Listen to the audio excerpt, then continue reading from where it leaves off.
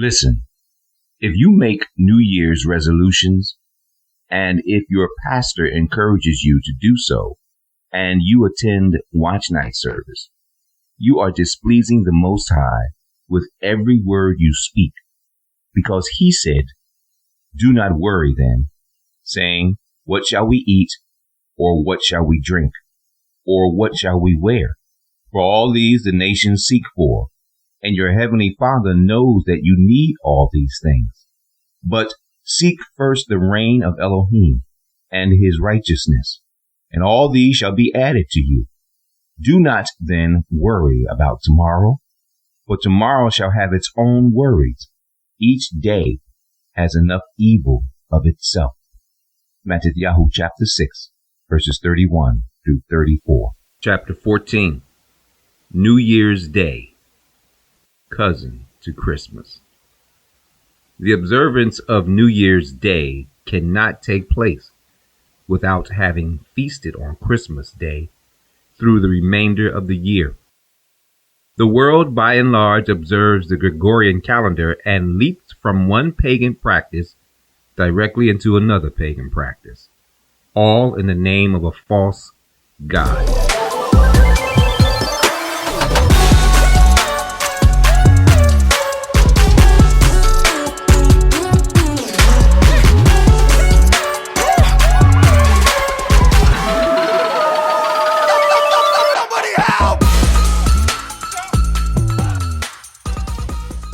The thing is, most people do not realize that the God they are thanking and the God they are praying to is completely opposed to the Elohim of the scriptures.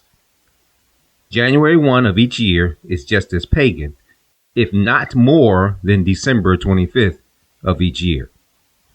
The Gregorian calendar, calculated and instituted by Pope Gregory XIII in 1582 AD, gradually eliminated the Julian calendar of Julius Caesar. The Julian calendar is based on a lunar system, whereas the Gregorian calendar is based on a solar system. The difference being the phases of the moon versus the phases of the sun. The reference of the sun is closely tied to sun worshiping, which is the revival of sun worshiping practiced by the ancient Roman Catholic Church. This is no coincidence, for the Roman Catholic Church has shaped and defined Christianity ever since the days of Flavius Constantine.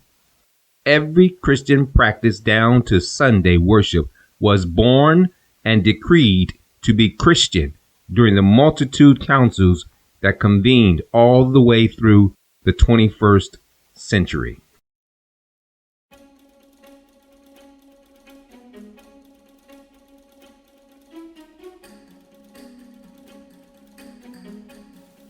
The original Julian calendar was basically a 10-month calendar system beginning with March. Each secular month is connected with ancient Roman gods and goddesses. Some months incorporate a number system from September through December, representing the numbers 7, 8, 9, and 10. September from the word septem, 7, because it was the 7th month in the old Roman calendar. October from the word octo, 8, because it was the 8th month in the old Roman calendar. November from the word ovum, 9, because it was the 9th month in the old Roman calendar. And December from the word decim, 10, because it was the 10th month in the old Roman calendar. March through August are reflective of ancient Roman gods and goddesses: Mars, Aphrodite, Maia, Juno, with the exception of Julius Caesar and Emperor Augustus. Additionally, the name of the days of the week are also of pagan origin, as the entire ancient Roman system of architecture, Senate structure, months of the years, and days of the week have strong foundations of paganism. The name Sunday, which is Sun's Day. Monday represents the day of the moon. Tuesday is Twas or Tivo, a Roman war god. Wednesday is Woden's Day, connected with the planet Mercury. Thursday is the Roman god Thor's Day. And Friday is the goddess Freya, the goddess of love and fertility. Saturday is associated with Saturn's Day.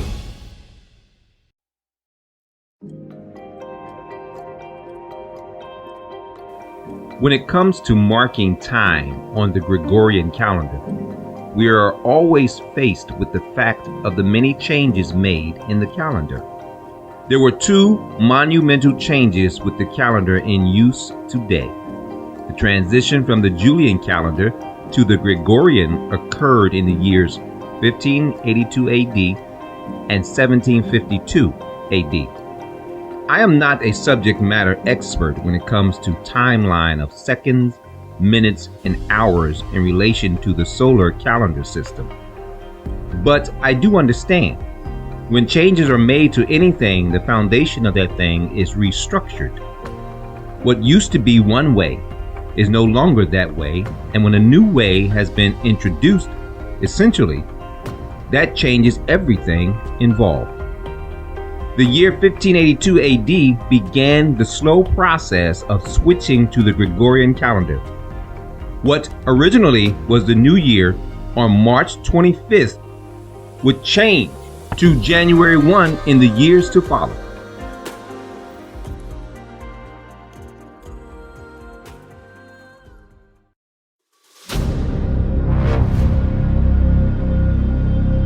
On October the 4th, 1582, in the Gregorian calendar, the next day was October the 15th, 1582, effectively removing 10 days overnight in the scheme of man marking time. But the switch to the Gregorian calendar was not yet complete. 170 years later, the Gregorian calendar would undergo another monumental change. The British Calendar Act of 1750 would officially change the new year from March the 25th to January the 1st. The new calendar, or new style, as it was termed, would not take effect until 2 years following the act. January 1, 1752, marked the beginning of the new style calendar. Additionally, in September of that same year, the day following September the 2nd was September the 14th, a repeat performance of the year 1582 of removing 11 days from the calendar, all in an attempt to correct the calendar in relation to the birth of Christ.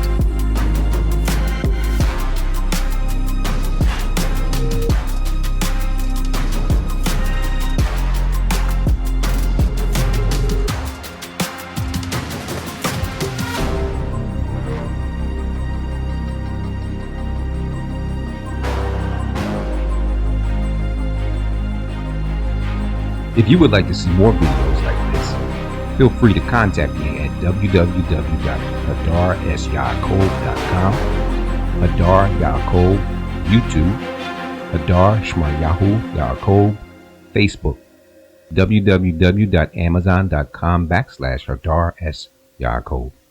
You can always email me at hadarsyakov@gmail.com.